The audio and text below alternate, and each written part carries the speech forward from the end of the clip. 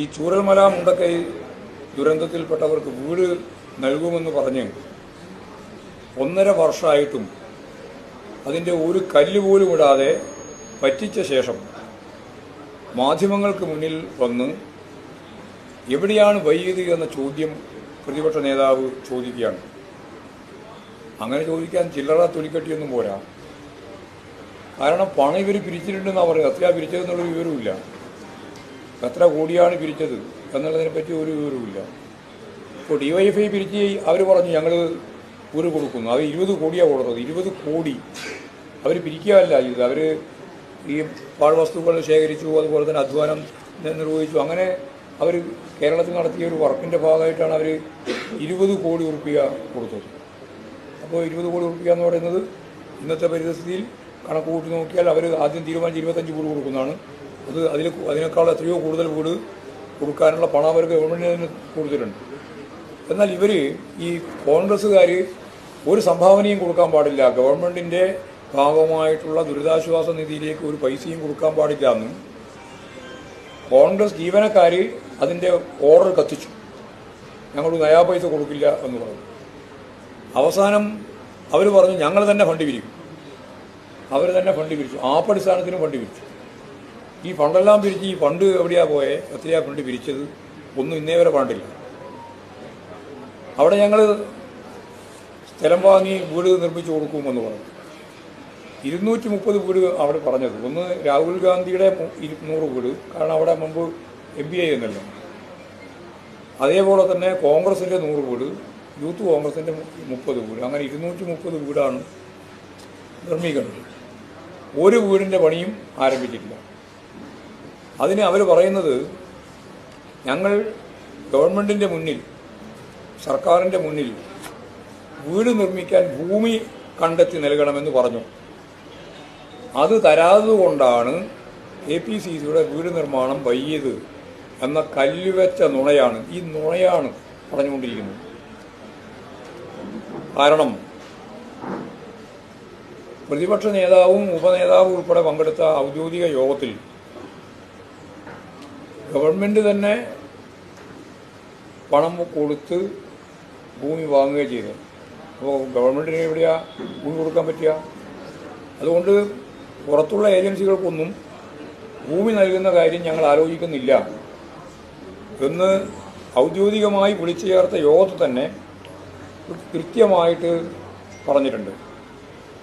സർക്കാർ തന്നെ 44 കോടി രൂപ കൊടുത്തുകൊണ്ടാണ് ഭൂമി വാങ്ങിയിട്ടുള്ളത്. അതിൻ്റെ ഭാഗമായി കേസുണ്ടായി. ആ കേസ് ഉൾപ്പെടെ എല്ലാം അവസാനിച്ചതിന് ശേഷമാണ് അവിടെ പണി ആരംഭിക്കാൻ കഴിഞ്ഞിട്ടുള്ളത്. അപ്പോൾ സ്പോൺസർമാർക്ക് സ്ഥലം സർക്കാർ നൽകില്ല എന്ന് സർക്കാർ ആദ്യം തന്നെ പറഞ്ഞിട്ടുള്ള കാര്യമാണ്. അപ്പോൾ പ്രതിപക്ഷ നേതാവ്, ഞാൻ നേരത്തെ പറഞ്ഞ ഉപനേതാവ് ഉൾപ്പെടെ പങ്കെടുത്ത 2024 ഡിസംബർ 30 നടന്ന യോഗത്തിൽ ഈ തീരുമാനം അറിയിച്ചതാണ്.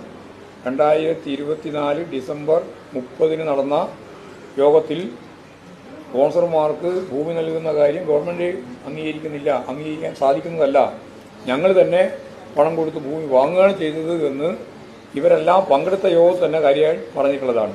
എന്നിട്ട് കള്ളം പറയുന്ന അവസ്ഥയാണ് ഉണ്ടായത്. ഗവൺമെൻറ് വീട് വെക്കാൻ സ്ഥലം വിട്ടുതരാതെ കൊണ്ടാണ് എന്നുള്ള കള്ളപ്രചരണം നടത്തുന്ന നിലയാണ് ഉണ്ടായിട്ടുള്ളത്. ഈ തീരുമാനം അറിയിച്ചതിന് ശേഷവും ഞങ്ങൾ വൈകില്ലല്ലോ എന്നാണ് അവർ പറയുന്നത്. ഒരു 4 മാസമേ ആയിട്ടുള്ളൂ എന്ന കാര്യം അവർ പ്രചരിപ്പിക്കുകയാണ്. ചുരുക്കി പറഞ്ഞാൽ മുസ്ലിം ലീഗ് വീട് നിർമ്മിക്കുന്ന കാര്യം നേരത്തെ തന്നെ അവർ ഭൂമി വാങ്ങി പണി തുടങ്ങിയിട്ടുണ്ട്.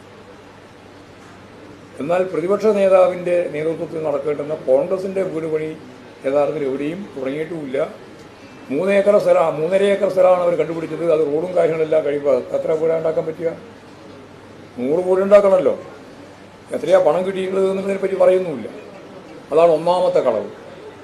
ഇനി രണ്ടാമത്തത്, കോൺഗ്രസിൻ്റെ 100 വീട് വാഗ്ദാനം തന്നെ യഥാർത്ഥത്തിൽ കളവാണെന്ന് വ്യക്തമായി. കാരണം നേരത്തെ പറഞ്ഞ രാഹുൽ ഗാന്ധിൻ്റെ 100, കോൺഗ്രസിൻ്റെ 100, യൂത്ത് കോൺഗ്രസിൻ്റെ 30, അങ്ങനെ 230 വീടാണ് പ്രഖ്യാപിച്ചത്. അതിപ്പോൾ അവർ പറയുന്നത് 100 വീടാക്കി ചുരുക്കി എന്നുള്ളതാണ്. അതെങ്ങനെ 100 വീടായി ചുരുങ്ങിയ? 230 വീട് വേണമല്ലോ. രാഹുൽ ഗാന്ധിൻ്റെ 100 വേണം, കോൺഗ്രസിൻ്റെ 100, അതും കോൺഗ്രസിൻ്റെ തന്നെ 100 കോൺഗ്രസിൻ്റെ വേണം, 30 യൂത്ത് കോൺഗ്രസിൻ്റെയും വേണം. അതിപ്പോൾ 100ആക്കി ചുരുക്കി എന്ന് ഇപ്പോൾ പറയുകയാണ്. അതും ശരിയായ രീതിയിൽ ആദ്യം പറഞ്ഞിരുന്നത് വ്യത്യസ്തമായ ഒരു പുതിയ കളവാണ്. മൂന്നാമത്തത്, ലീഗിൻ്റെ വീടുകൾ പൂർത്തിയാവുകയാണ്. ഉടൻ തന്നെ കോൺഗ്രസിൻ്റെ വീടുകളും പൂർത്തിയാക്കുമെന്നാണ് പറയുന്നത്. കോൺഗ്രസിൻ്റെ വീട് എങ്ങനെയാണ് പൂർത്തിയാക്കുക? കോൺഗ്രസിന് തറക്കല്ലിട്ടില്ല, പിന്നെ വീട് പൂർത്തിയാക്കുമെന്ന് പറഞ്ഞാൽ എന്ത് കാര്യമുള്ളത്? അപ്പോൾ ആളുകളെ പറ്റിക്കാൻ വേണ്ടിയിട്ട് എന്ത് കളവും പറയുന്ന ഒരു സ്ഥിതിയാണ് ഉള്ളത്. ഒരു സ്ഥലം വാങ്ങിയിട്ടുണ്ട്, ഇനി ഒരു സ്ഥലം നോക്കുന്നുണ്ട് എന്നാണ്. നോക്കേ ഇത്രയും കാലമായിട്ട് 1.5 കൊല്ലമായി എന്നിട്ടാണ് നോക്കുന്നത്. അപ്പോൾ സത്യം പറഞ്ഞാൽ ഇങ്ങനെയുള്ള കളവുകളാണ് വീട് നിർമ്മാണവുമായിട്ട് ബന്ധപ്പെട്ട് ഇപ്പോൾ പറഞ്ഞുകൊണ്ടിരിക്കുന്നത്. വീടുകൾ ഉടൻ പൂർത്തിയാവുമെന്നാണ് അവരിപ്പോൾ പറയുന്നത്. അതൊന്നും സത്യമല്ല, കളവാണ് എന്നുള്ളത് സത്യമാണ്. ഈ നാലാമത്തത്, കർണാടക സർക്കാർ 100 വീട് പൈസ തന്നല്ലോ എന്നാണ്. എന്ന് പറഞ്ഞാൽ അത് കോൺഗ്രസിൻ്റെതാണ് എന്ന് വരുത്താനായി ഇപ്പം ശ്രമിച്ചുകൊണ്ടിരിക്കുന്നത്. എങ്ങനെയാണ് കർണാടക ഗവൺമെൻറ് തരുന്നത് കോൺഗ്രസിൻ്റെ വീടാകുക? ഇപ്പോൾ കേരള ഗവൺമെൻറ് കൊടുക്കുന്നത് CPM-ൻ്റെ വീടാണോ? ഇവിടെ ദുരന്തമുണ്ടായിരുന്ന പല സന്ദർഭങ്ങളിലും വിവിധ സംസ്ഥാനങ്ങളിൽ നമുക്ക് തന്നിട്ടുണ്ട്, നമ്മൾ വിവിധ സംസ്ഥാനങ്ങൾക്കും ഫണ്ട് കൊടുത്തിട്ടുണ്ട്. അതൊക്കെ ഒരു രാഷ്ട്രീയ പാർട്ടിയുടെ അക്കൗണ്ടിലാണോ ഉൾപ്പെടുത്താൻ സാധിക്കുക? അപ്പോൾ തെറ്റായ പ്രചാരവേല നടത്തുകയാണ്. നമ്മളിപ്പോൾ ഈ അടുത്ത കാലത്ത് ഒഡീഷയ്ക്ക് 10 കോടി കൊടുത്തു, ഹിമാചലിന് 7 കോടി കൊടുത്തു, കേരളം തന്നെ കൊടുത്തിട്ടുണ്ട്. തമിഴ്നാട് കൊടുങ്കാറ്റുണ്ടായപ്പോൾ 18 കോടിയിലേറെ നമ്മൾ സമാഹരിച്ച് നൽകുന്ന സ്ഥിതി ഉണ്ടായിട്ടുണ്ട്. ആന്ധ്ര സർക്കാർ 10 കോടി നമുക്ക് നൽകിയിട്ടുണ്ട്. അതുപോലെ തന്നെ തമിഴ്നാട് 5 കോടി നമുക്ക് നൽകിയിട്ടുണ്ട്. ഇതെല്ലാം രാഷ്ട്രീയ കണക്കുകൾ ഉൾപ്പെടുത്താൻ സാധിക്കുന്നതല്ല.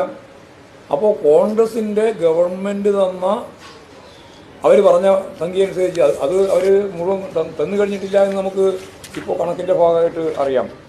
അവർ തരുമെന്ന് പറഞ്ഞത് 20 കോടിയാണ്, 10 കോടിയാണ് കിട്ടിയത്. അല്ല, 10 കോടി കിട്ടിയത് കുഴപ്പമായിട്ടല്ല ഞാൻ പറയുന്നത്. പക്ഷേ ആ 10 കോടി കോൺഗ്രസിൻ്റെ 10 കോടിയാണ് എന്ന് പറയുന്നതിൽ യാതൊരു കാര്യമില്ല. അത് കർണാടക ഗവൺമെൻറ്റിൻ്റെ 10 കോടിയാണ്. കേരളവും മറ്റ് സംസ്ഥാനങ്ങളും ഇങ്ങനെയുള്ള ദുരിതങ്ങൾ ഉണ്ടാകുമ്പോൾ പരസ്പരം സഹായിക്കുന്ന നില ഉണ്ടായിട്ടുണ്ട്. അത് രാഷ്ട്രീയ അക്കൗണ്ടിൽ പറയുന്നത് ശരിയല്ല, അത് കളവാണ്. പിന്നെ അഞ്ചാമത്തത്, മുഖ്യമന്ത്രിയുടെ ദുരിതാശ്വാസ ഫണ്ടിലേക്ക് പണം നൽകിയവരാണ് ഞങ്ങളെല്ലാം എന്ന് അവർ പറയുകയുണ്ടായി. ആരോടായി പറയുന്നത്? MLA-മാർ, അതുപോലെ തന്നെ MP-മാർ, സർവീസിലുള്ള ജീവനക്കാർ ഉൾപ്പെടെയുള്ളവരോടെല്ലാം പറഞ്ഞിട്ട് അവരൊന്നും കൊടുത്തിട്ടില്ല.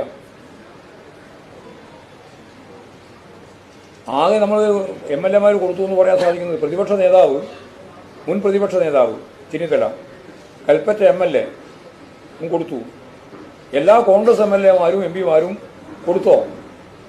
ഇതാണ് ഞങ്ങൾ ചോദിക്കുന്ന ചോദ്യം. 2-3 ആൾ കൊടുത്തു, എന്നിട്ട് ബാക്കിയുള്ളവരൊന്നും കൊടുത്തില്ല എന്നുള്ള കാര്യം പറയുമ്പോൾ ഞങ്ങൾ കൊടുത്തു എന്നുള്ള കാര്യം പറയുകയാണ്. അന്നത്തെ വയനാട് MP ചില്ലി കാശ് കൊടുത്തിട്ടുണ്ടായിട്ടില്ല. എന്തുകൊണ്ട് കൊടുത്തില്ല എന്ന് ഗൗരവപൂർവ്വം പരിശോധിക്കേണ്ടതാണ്. രമേശ് ചെന്നിത്തല ശമ്പളം നൽകിയപ്പോൾ അതിനെതിരെ രംഗത്ത് വന്നത് അന്നത്തെ KPCC അധ്യക്ഷൻ K. സുധാകരനാണ്. ഞങ്ങൾ നേരിട്ട് പിരിച്ചെടുക്കും, പിന്നെ എന്തിനാണ് മുഖ്യമന്ത്രിക്ക് നൽകുന്നത് എന്നുള്ള ചോദ്യമാണ് അന്ന് KPCC പ്രസിഡന്റ് ചോദിച്ചത്.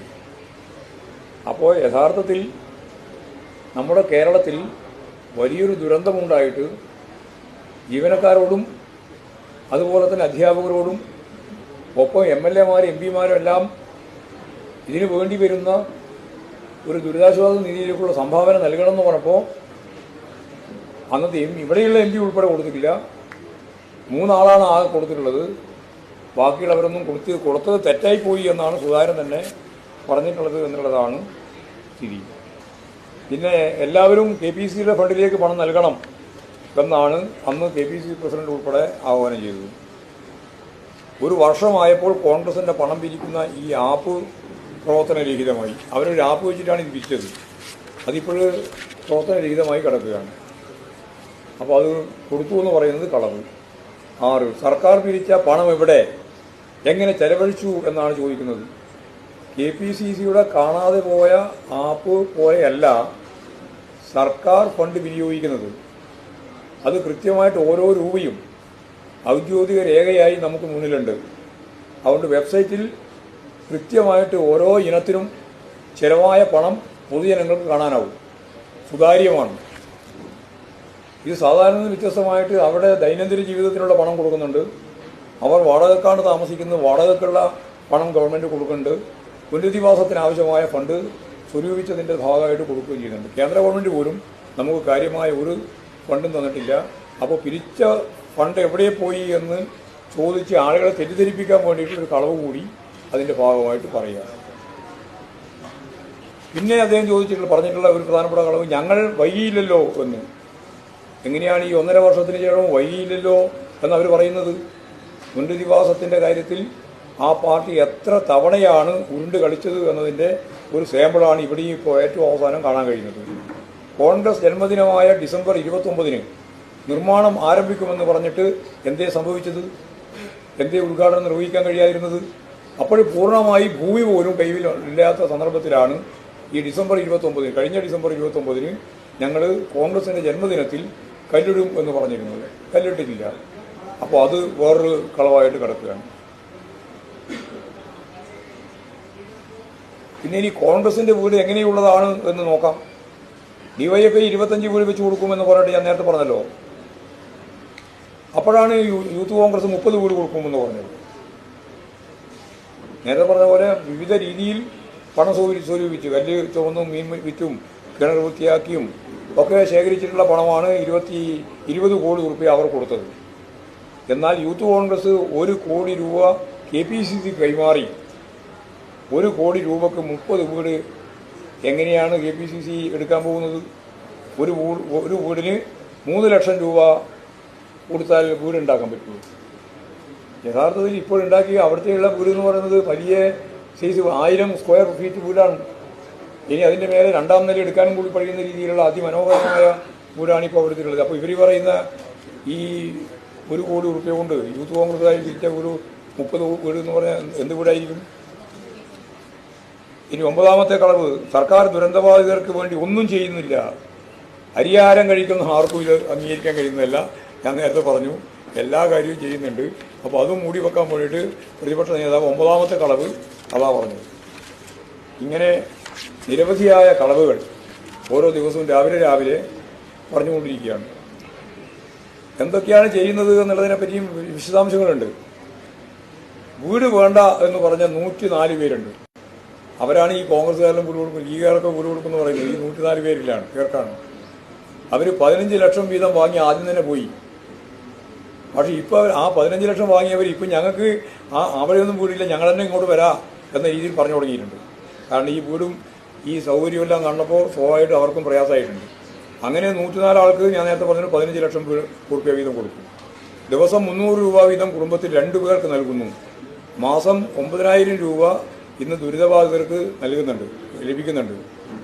686 കുടുംബങ്ങളിലെ 1185 പേർക്ക് ഇപ്പോഴും ഈ സഹായം നൽകുന്നുണ്ട്. എന്താണ് ഗവൺമെൻറ് ഒന്നും നൽകുന്നില്ല എന്ന് പറഞ്ഞതിൻ്റെ ഭാഗമായിട്ട് ഞാൻ പറയുകയാണ്, നൽകുന്നുണ്ട്. വീട് നിർമ്മാണം പൂർത്തിയാവും വരെ വീട്ടുവാടക 6000 രൂപ ഓരോരുത്തർക്കും നൽകുന്നുണ്ട്. കുടുംബശ്രീ വഴി ഉപജീവനത്തിന് പ്രത്യേക പദ്ധതി നടപ്പിലാക്കുന്നുണ്ട്.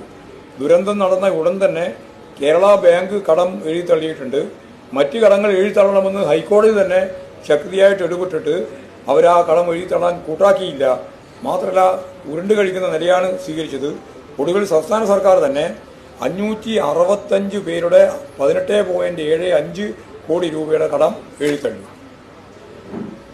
ആദ്യം കേരള ബാങ്കിൻ്റെ എഴുതിത്തള്ളി, ഇപ്പോഴെല്ലാ ബാങ്കിൻ്റെയും പണം എഴുതിത്തള്ളുന്നതിന് വേണ്ടി പണം ഗവൺമെൻറ് തന്നെ കൊടുക്കുന്ന സ്ഥിതി ഉണ്ടായിട്ടുണ്ട്. 18.75 കോടി രൂപയുടെ കടമാണ് എഴുതിത്തള്ളാൻ തീരുമാനിച്ചിട്ടുള്ളത്.